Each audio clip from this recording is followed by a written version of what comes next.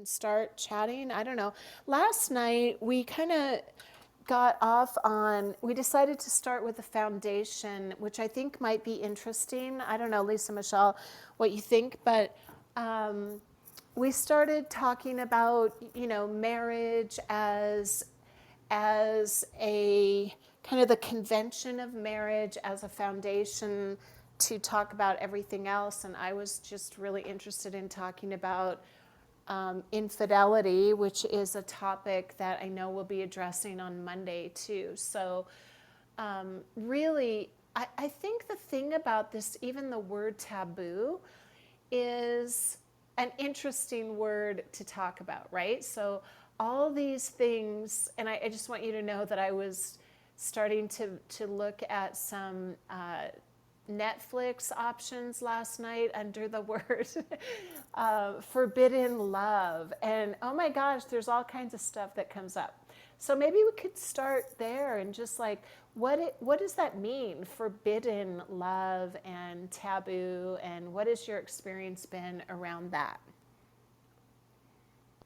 And if it's okay, I'm going to invite these ladies up to chat with us. I've invited everyone in the room, Okay. so let's see. Okay, I'm not going to duplicate then. You can be the inviter and Okay. and I'll be the um, letting you be the inviter person. All right. Well, I will just start with a little context for my framework. All right. So, Yep. let's see. I I'm like, well, I was born at 7. No. So, I was a child that was born in a single parent home that ended up having, multiple fathers and this sort of thing. And I found myself wanting the attention of men really early in my development. And I think I had a boyfriend, by the time I was like 8 years old. I lost my virginity when I was 13 years old. So I had a lot of activity, but there were a lot of things I didn't know who to talk to about these things. And then later in my development, I became a Christian. And then there were a lot of things I didn't know who to talk to about other things like pornography or, yeah, just different things that were occurring in my experience. So, in that, like, there was this sense of, and maybe it's because I'm just going to slow my cadence down a little bit and connect to my heart. I'm noticing myself wanting to almost rush out of my own body. Um, Calm back down. So who I could talk to about, things that maybe were inducing some level of shame in me. Like I was confused, I didn't know, so I didn't know where I could have these kinds of conversations. I was in a marriage for 23 years. There was a lot introduced in that marriage that, again, I didn't know who I could talk to. And then entered the wide world of like what would have been dating in when I was 45 years old. So I think part of this for me, Michelle, is talking out loud about things that I haven't spent a lot of time talking about. I'm just checking in with myself if that's an actual true statement, or just different facets that I've yet to explore. So I'm very excited to see where our conversation leads today. Yeah, I love that. And I mean, obviously, this word taboo or the word forbidden, in order for something to be taboo or forbidden, you have to kind of start with some kind of rules, right? So that you can do something outside of the rules.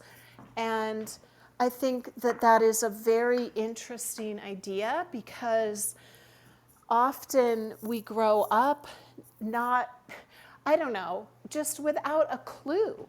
I don't know that at least my generation really talked about anything. Like everything was kind of a mystery, at least, to say the least. I don't know if unless you're raised with a very clear sense of good and bad, right and wrong, sexuality was really something that, and love, like romantic love or marriage or anything like that, was not even talked about in my house.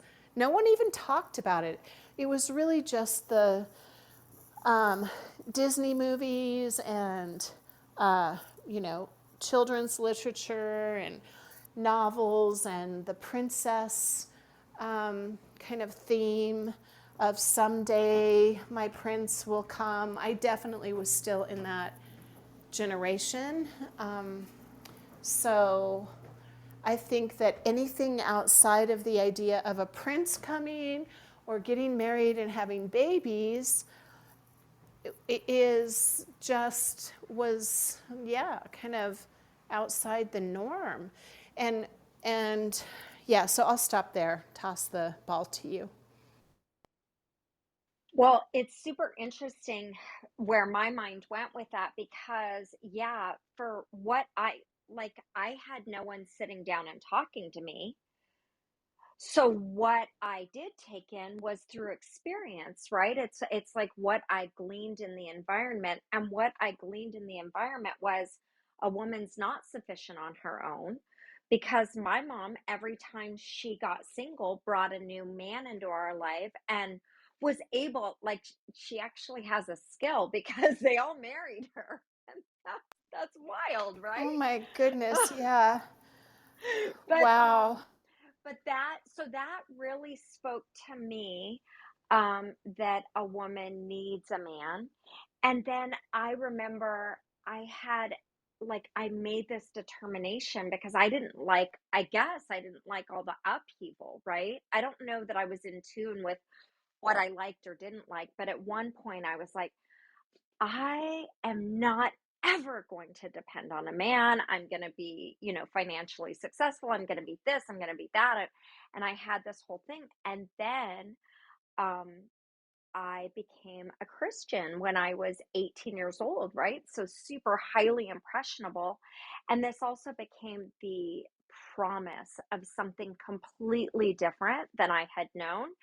And, but what I didn't know at the time is I still had this underlying core belief that I was not good enough on my own. And so when I did get married, I got married like looking for someone to save me and make me better than I was. And so that, of course, created all kinds of stuff in terms of my understanding of love and what it meant to be in a committed relationship. So I'll stop there because that's as far as my mind took me. Yeah, so as you were talking, I was thinking about the idea of taboo and forbidden. I think just, and I'm going to come back to what you were saying too, but I just want to get this out while it's in my brain. It really is permission for us to explore having something that we want that we don't have, right? I mean, that's kind of like the cookie or the chocolate or the. Um, so I think we get we get in these relationships that maybe are very unconscious most of the time, and then like we get married or whatever for whatever reason, who knows, for a lot of the wrong reasons, or just unconscious reasons, and then we find ourselves in a situation that we weren't anticipating, and then we wonder why that is happening, and is there a chance for having what our heart wants? So I think that within these relationships, and a lot of it, I know that there's a lot more conscious awareness now, and I think people hopefully are coming into that. But still, you wind up creating these kind of unconscious dependencies where there are unconscious rules, and I mean, I know that there's always opportunity for healthy relationships, but oftentimes these unconscious rules occur within a relationship, and we don't get what we need. Thoughts? Oops. The first thought that came to mind about that really takes me right back to the beginning of our conversation is these unconscious rules, right? And one of the unconscious rules that I just like had the aha, Michelle and I both experienced this are things you don't talk about. And think about, I'm just thinking about how that enters a relationship, and then and what that does in the undercurrent and in the foundation of the relationship. And I think that happens for both men and women. um not knowing, like, what's permissible, what do we get to talk about openly. And I do like, this has been a recurring awareness for me, how much shame interferes with having a truthful, honest expression of love in a relationship. And then the other thing too that I recognized in the context of being forbidden from my own history. So I said I had planned I would not need a man or marry a man. And then I become a Christian and I'm in this framework of, okay, well, we don't have sex outside of marriage. And so part of the forbidden, right, is sex outside of marriage. So I actually stayed within that framework. And I know that my own, sexual desires, etc., fueled how quickly I got married, to the man that I married. And like, I think it was in less than a year, and we had a 3-month engagement. And how that influenced my decisions back then. So those are the two things I've got on the radar regarding forget forbidden. Yeah, isn't it amazing? As you were speaking, I was thinking how that is just so true that we have these unconscious agreements, I guess, with ourselves and others, that what we talk about and what we don't talk about. So even though I was aware when you were talking of how many years, like when I was married, my husband and I were in therapy, and even within that supposed opportunity, all the things we never even talked about or addressed. And part of that is like, is the therapist very good? Because I mean, no offense to therapists, but I think you can stay in those therapy relationships for eons and literally decades, and still not really address the elephant in the room. Yeah, absolutely. I think, and that right there gives me so much compassion for all of us, because there's this sense in which we don't go past what we know. And we could all say, well, yes, we do. Well, yeah, we do, but that's because something opens to us that makes us more receptive to go beyond what we know, and we get hungry because what we know is not working, right? So like, getting divorced after 23 years opened me in ways that I could have never um envisioned. And it's just reminding me of something I overheard, and I'm putting it in my own words. But this woman said that when what she believed to be true broke, and she broke with it, in a sense, she found that a truth deeper than what she knew was there, was revealed. And that has been my experience again and again and again. I break open and everything seems shattered, and I end up landing in a place that's more more solid than I understood in my role of what I thought was true. Yes, and thus the role of the taboo and the forbidden. Like that's, you just hit the nail on the head. That is the entire function of it. And I love the way you said that. And I want to talk about this on Monday too, because it is about stepping outside of what we know. That's what the land of the forbidden allows us to do, right? The shadow, the dark side. It allows us to step outside of what we know so that we can explore those parts of ourselves and determine, like, what is this about? What is this part of me? What is it that I'm really needing? Why? Why am I looking for this? What is it I'm really looking for? I think all of these questions live outside of those conventions and those comfort zones, and we don't necessarily have the self awareness or the self responsibility to access them without going into these forbidden territories. It's so interesting that you said that, Michelle, because I stated that I had, you know, gone in like I was living in a Christian framework, right? So I get married and I was approaching that through, I don't know, like do's and don'ts. I mean, it was deeper than that, but there was just this formulaic aspect to my life. And then everything shatters. My hopes, dreams, expectations of what I think that I'm building, the legacy I'm building for my kids, this future of shared parents that, and my kids and my grandkids come home to this shared house. And there were so many other hopes and dreams, but that goes away.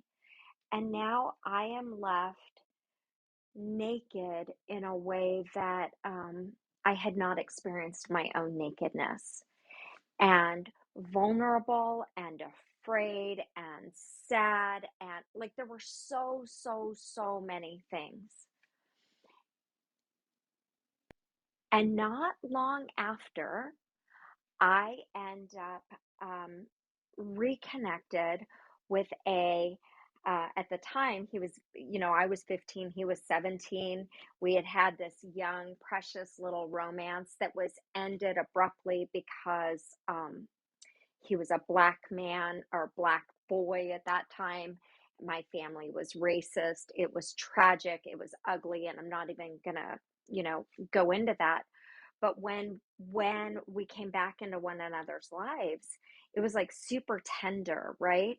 And then I felt like it was forbidden for me to like I to be in relationship with another person.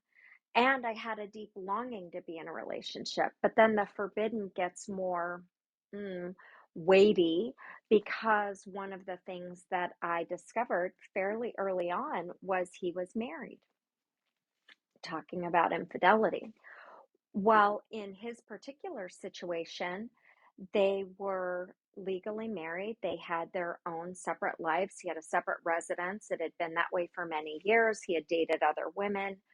Um, but he was incredibly like good to me in a certain sense. Um, I mean, I felt like a princess. He just treated me so good. There was such a tender romance there. But I, within myself, had this sense that this is forbidden. I couldn't, like, I just knew. And I even said aloud, hey, if anything ever happened to you, okay, so let me just stop and let you all know. We ended up begin building a very, like a romantic, a committed, we began building that relationship. I was in and out, like I broke up with him, I don't know, every 2 months for the first year.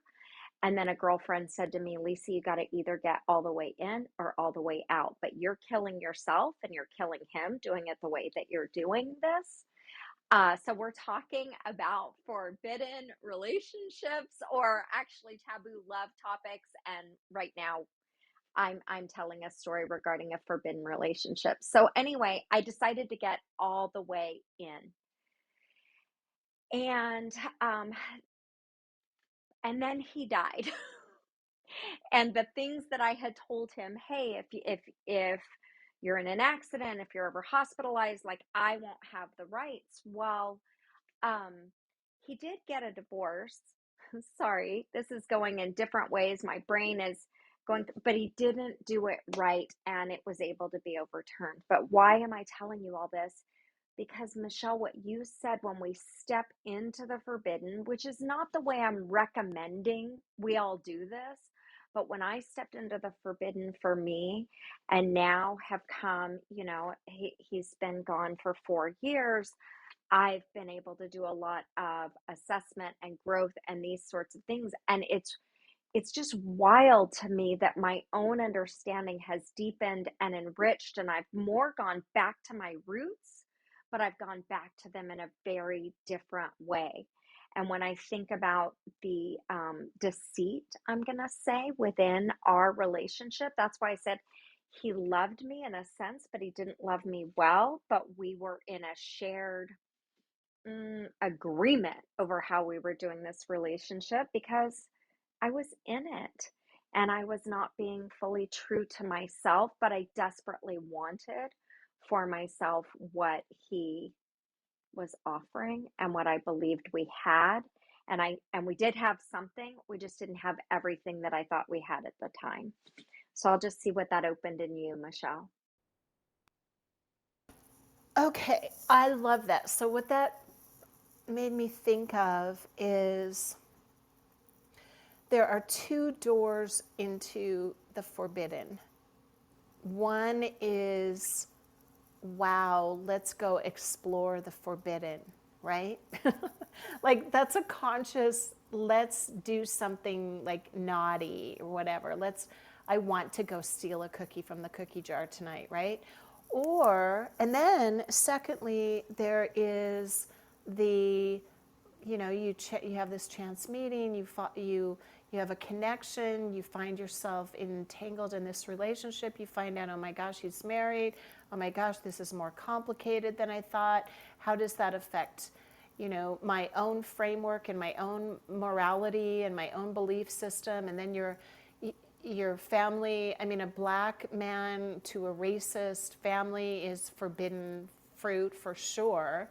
And then you've got all of these pieces that we're faced with, asking ourselves all of these questions. And I guess I didn't even realize that initially that is where my interest here was lying, is how we, in a very innocent, human, natural, organic way, we step into something like you were saying. I needed so much what he was offering, so we step into something that we deserve and need, and is a natural, not perverted desire or need.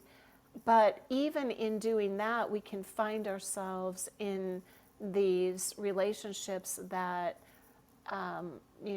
based on convention or morality or rules of one sort or another that come from various places, does not fit. And then we are embroiled in an internal and external conflict.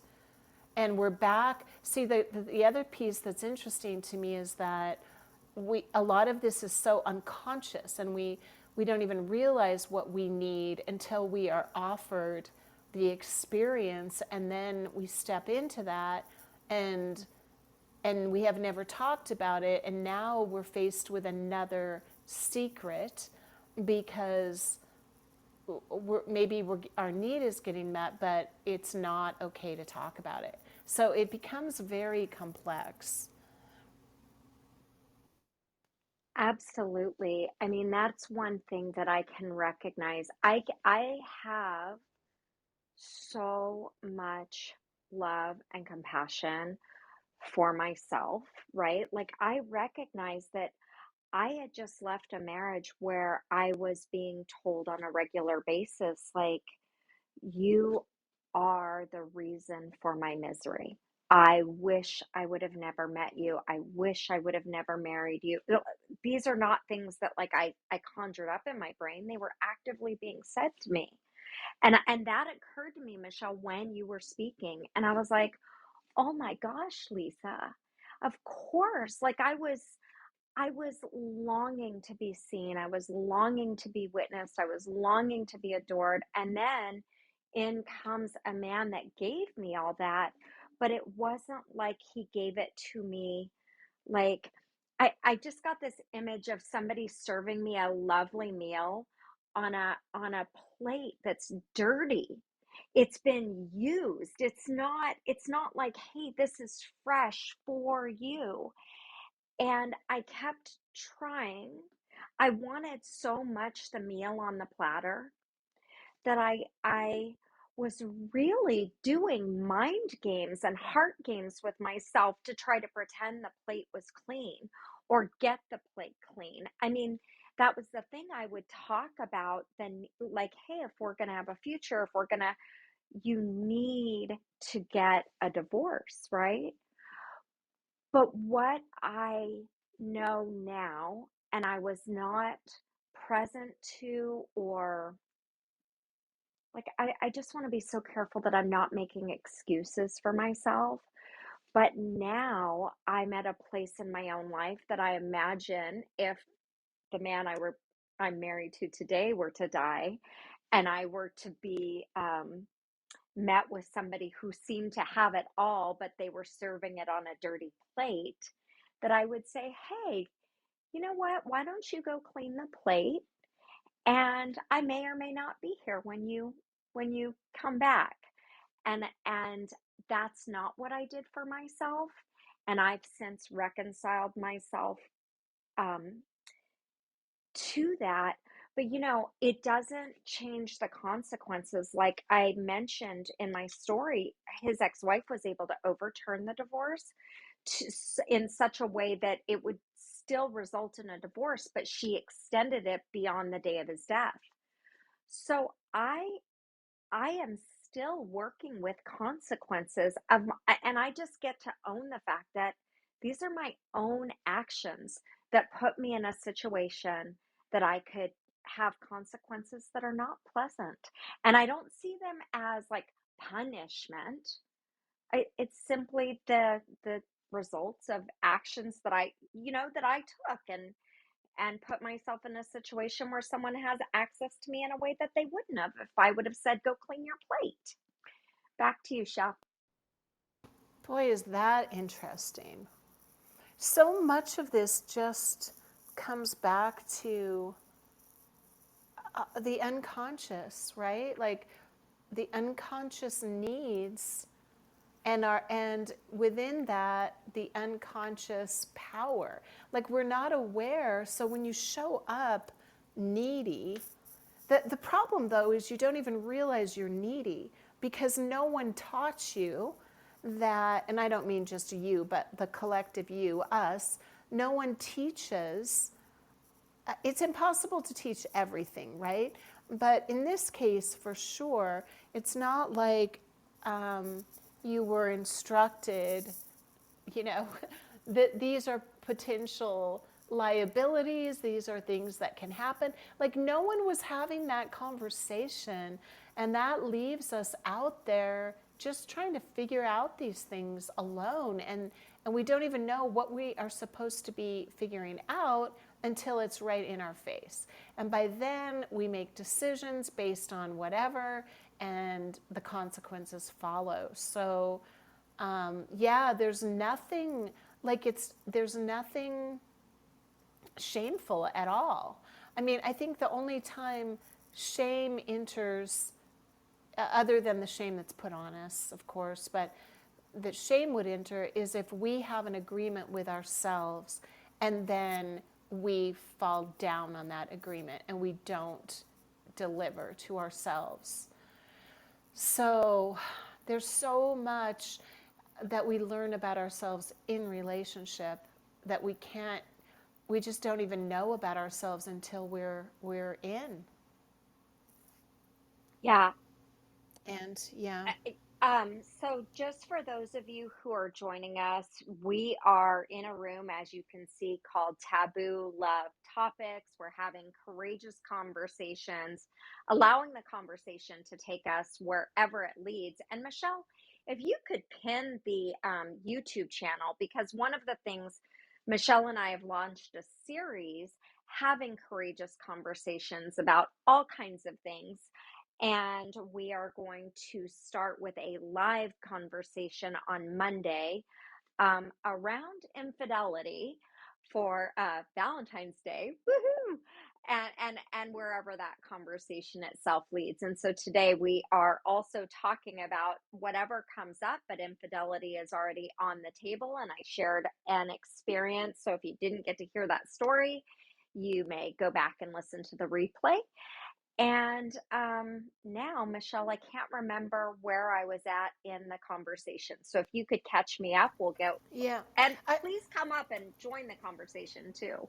yeah, you're all welcome to come up. We'd love to hear from you because I did pin that link, and the more we can learn from all of you, the better we can serve the world with these courageous conversations. I hope your husband is okay with the fact that we're talking about infidelity on Valentine's Day. Like, that seems kind of forbidden. Is that forbidden or is that okay? I don't know. Well, thankfully, I am now in a grown up relationship where I acknowledge and take full responsibility for myself as an adult woman. And though I am sensitive to his feelings and we do have discussions, he is very supportive of the work that I do and why I'm willing to have the conversations that I do have. And that is because we're all like, we're just got done talking about forbidden things we don't get to talk about. Well, shit, if someone's not doing it, then where do we go? And so when you know that there's a place that you can look, the deeper we go in ourselves, the more we reach the root that we all experience, right? And so the more vulnerable I'm willing to be, the more people I know are connecting with the truth of what I'm sharing. So, yes, I have his support. And more than that, I have my support.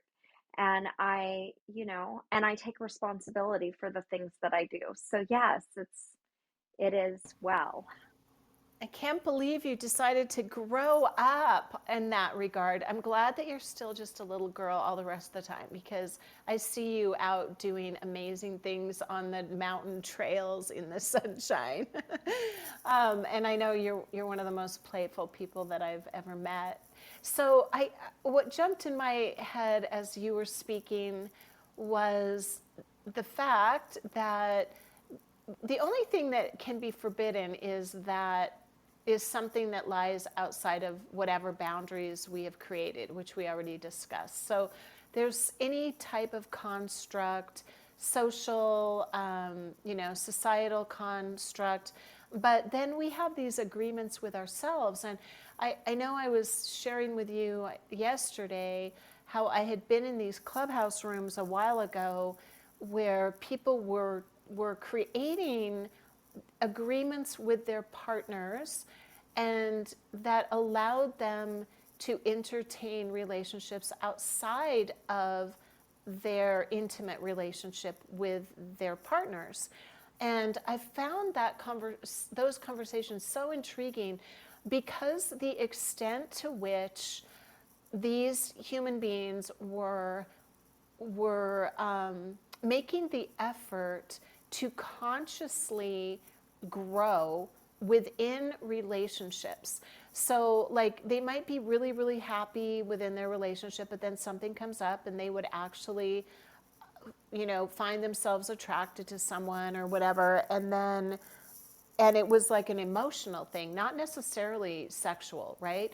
But rather than hiding that from their partner, they would have a conversation about it and allow for whatever parameters were comfortable for both of them to explore this new relationship. And I just find that entire concept quite fascinating. Talk about being grown up, right? Yeah, so my brain is going in so many different directions, so I'm just going to center into my heart. The first thing that so when I notice in myself that, oh, well, I'm not agreeing with something, and this is something I just offer all of you as a practice, is to ask yourself, well, how do I agree? And what can I learn? Right? So when I asked myself, well, how do I agree? I was like, damn, that is so incredibly brave. Right? So we've got all these conversations that we've already talked about. We just into it. It's not true. It's just a thought in our brain that a conversation would be taboo. But we swim in water that maybe communicates that to us. So for a person to go and reveal themselves in that kind of way. And I love the phrase for intimacy, like in to me, see intimacy. And so they're opening their heart and they're saying, hey, I'm thinking about this and I want to have a conversation about it. That is incredibly brave. And I think it's a, it's it's honest. There is so much deception in our relationships. And I'm not even just talking romantic. I'm talking about how many times do people do things they don't want to do, give an truthful yes because they're trying to be nice, create resentment in their own body, put resentment in the relationship, and really fuck things up, all because we're not willing to be truthful. So, how does that relate to all this? I love, love, love the concept of risking it all and believing that if truth is good, then whatever the result of my truthful conversation is also good, even if I don't like the outcome, right? So I love that. The the part that I think is the resistance in me is, like thinking about polyamorous relationships and just knowing a little bit about my own human woman heart, what I know of other women who that's my life's work is working with women.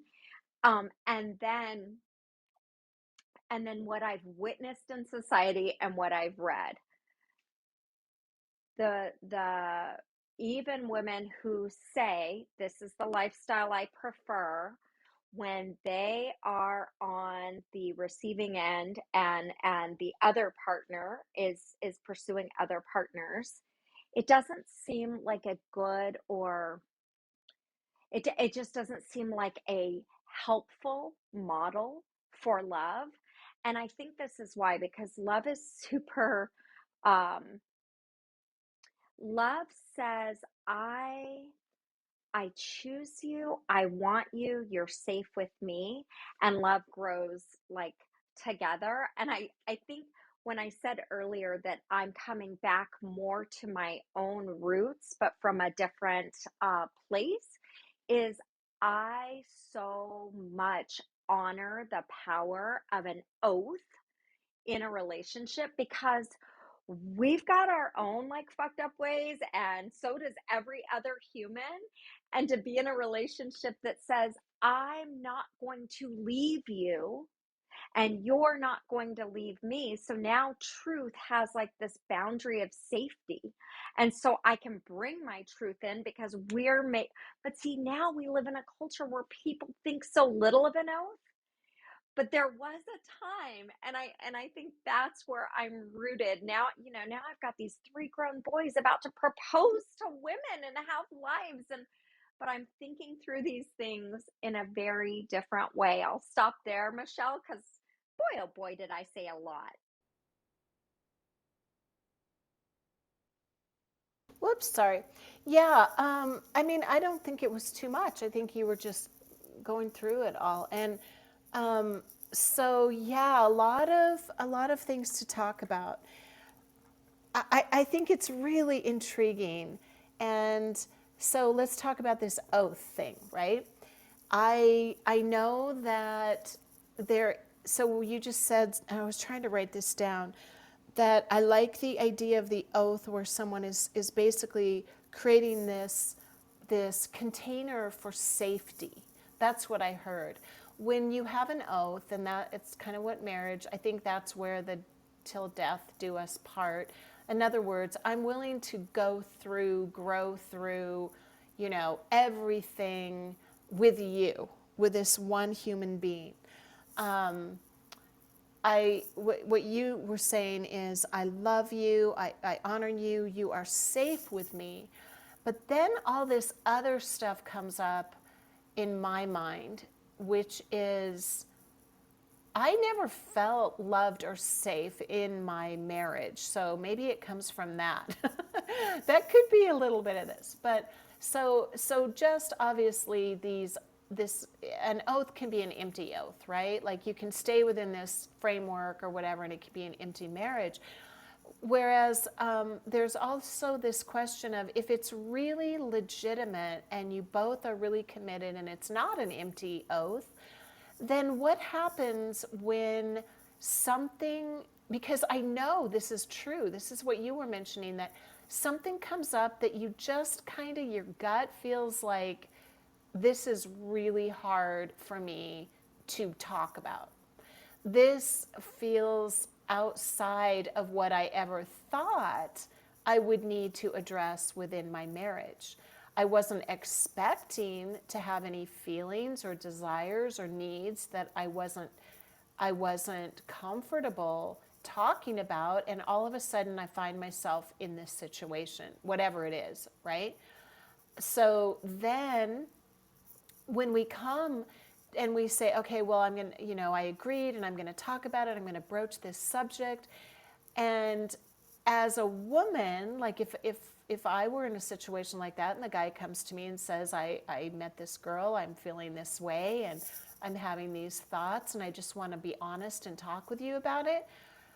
Yeah, I'd be like, I mean, what is the first thing we would do? Oh my God, overreact. Go talk to your girlfriends or your mom or your somebody that's going to say, oh, what an ass he is, what an idiot. He's not honest, he's bad. And we immediately go into that rather than maybe like, okay, what is it that you are needing that you're not getting in this relationship? And is it reasonable to expect that a singular relationship like a marriage can meet every need? Okay, Well, that's all. so I love, okay, one of the things, the first thing that arose in me, Michelle, in your exploration and curiosity is, wow, I was so emotionally immature. If my husband at the time, this 22-year-old gal, well, look, he didn't even come and have that conversation. I find out he's doing porn and I blow it up huge. I've catastrophized the entire thing. This is about me. I need him to rescue me. Like and so I was like, wow, we really don't do a great job of raising emotionally well, like emotionally intelligent humans, and learning how to navigate our own nervous system. And of course I wasn't going to be you know totally prepared for this situation, but wow, what could we do different? And so and that is the thing, the reactions of others, like my reaction basically to my first husband, what I'm making up in my head, this 27-year-old guy who does come and talk to me about the porn, and then essentially I shame him. I didn't know, like but I wasn't ready to have that conversation. And then I buried it. And then, like, oh my goodness, I just have so much compassion on us human beings who are trying to figure this out. But I'm going to go back to the oath thing because I keep thinking, wow, if I was grounded into, hey, we need to figure this out in such a way that the next 50 or 60 years we're not both going to be miserable, like that, because yeah, I that oath did not make me feel safe. Because the understory for me was one of abandonment. And shit, if parents can't stay with you, then how the hell do I expect this man who tells me he will? I had a hard time thinking God would. And that also, I think, part of my forbidden and going outside of even what I believed to be acceptable. And I'm not recommending this to anyone, but I do think part of it was I need to know that there's someone in this universe that will love me and not leave me. And God, you say that that's you. And if I go outside of the bounds of all that I know to be okay, are you going to have my back? And maybe that's part of the reason is that I've anchored more into a genuine unconditional love and been invited to partner with God in loving myself unconditionally. Um, that now my desires are just coming from a different place, but it's really strange to be like I kind of threw off all the quote unquote shackles of um what I was held to, and then came back willingly saying, "Oh, this is the best way. I just want to do it different." So those are my thoughts, Michelle. Yeah, well, there's a lot to talk about for sure. The pornography thing, that's a really tough one, I think. I think I shared this with you at another time where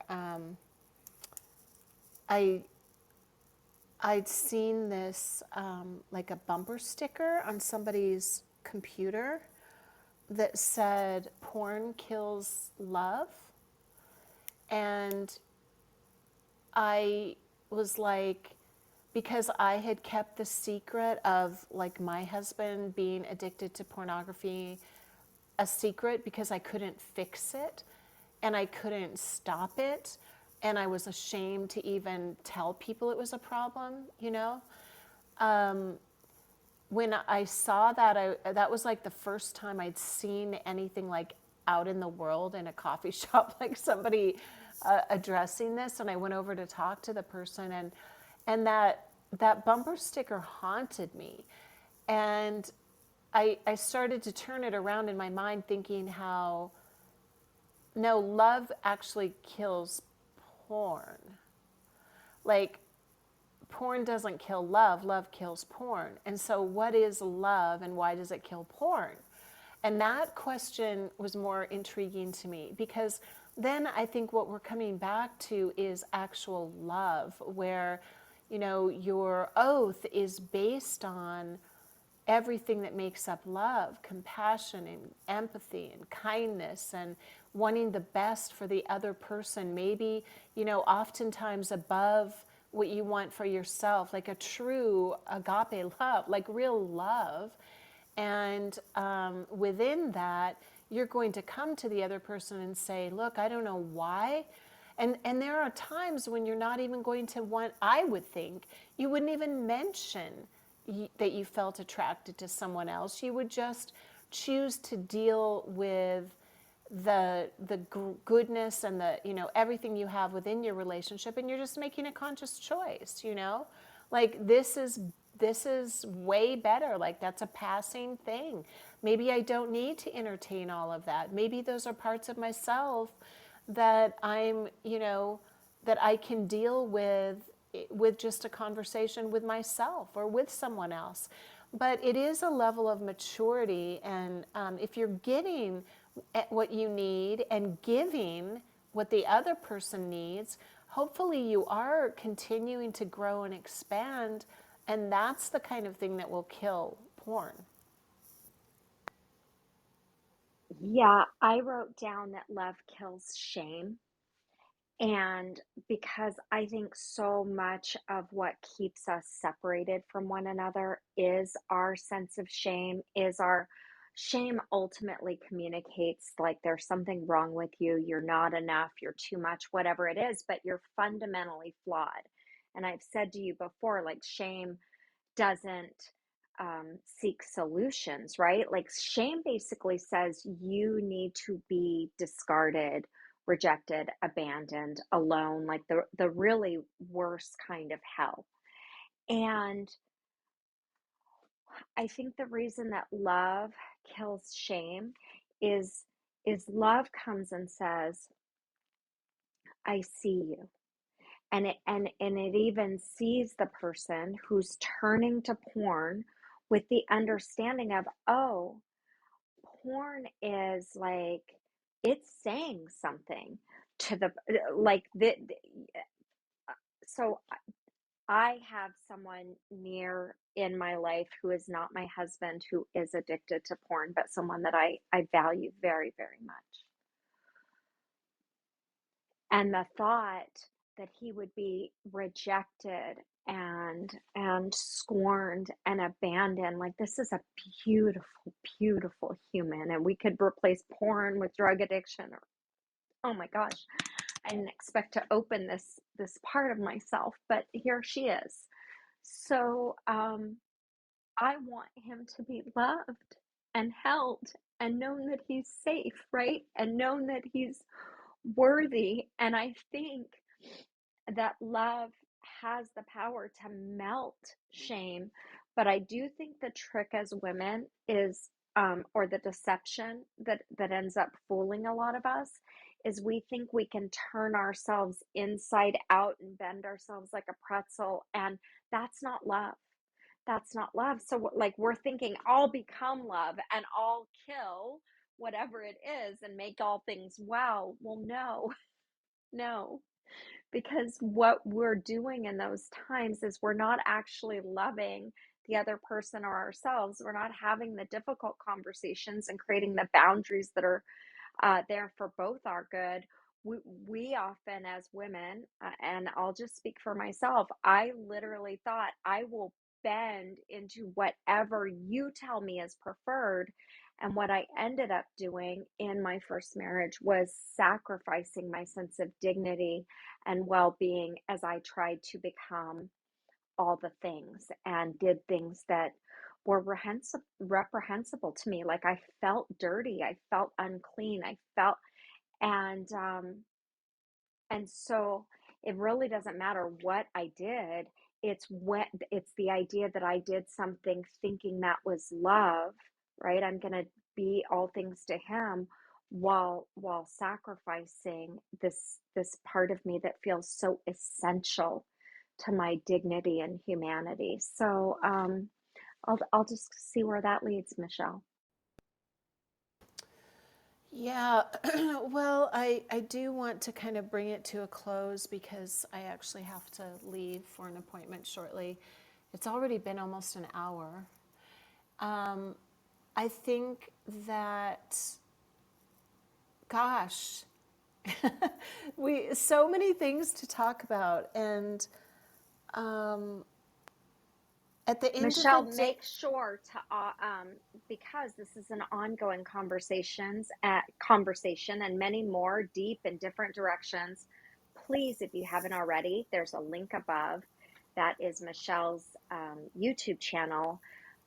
But I do promise you will not be disappointed if you are a woman who craves deep conversation that are ones that we're not commonly having. Back to you, Michelle. yeah, I did pin that link up there. So at the I don't know, we're not going to have time to go into this because I'm going to have to leave, but the underlying shame, I think it's such a huge I know you talk about this a lot, and it is a huge influencer in everything. I mean, absolutely, it drives so much of our behavior. And even in terms of these conversations, even within a relationship, even in the office of a therapist, even in a quote unquote safe environment, these conversations are very difficult to have.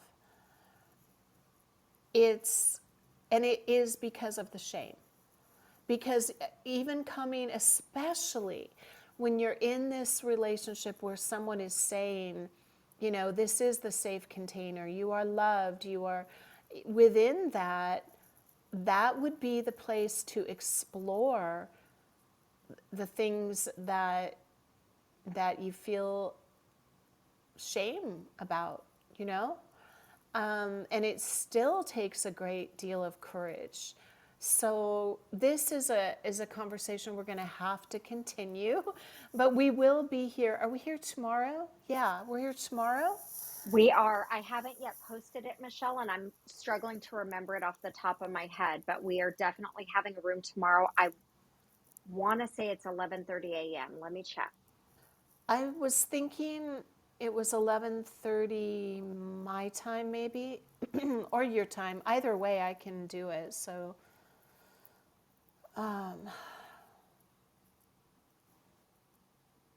10:30 a.m. Pacific Standard Time, okay. 11:30 a.m. your time. Yeah? Yeah, so I think what we can do is can pick up where we're leaving off here. Perfect. Perfect. Um, So, for those of you joining in late, please watch the replay, and we will be continuing this really provocative conversation tomorrow at 10:30 a.m. PST.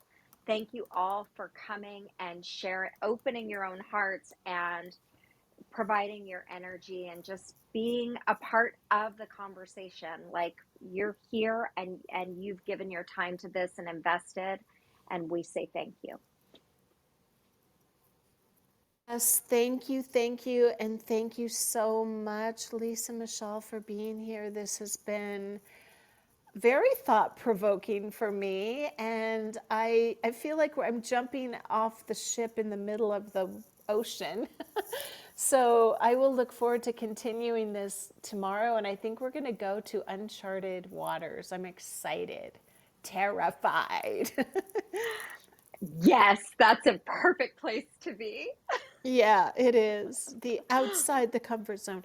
Okay, God bless everyone. Thank you so much. Bye. And ciao. We'll see you hopefully tomorrow.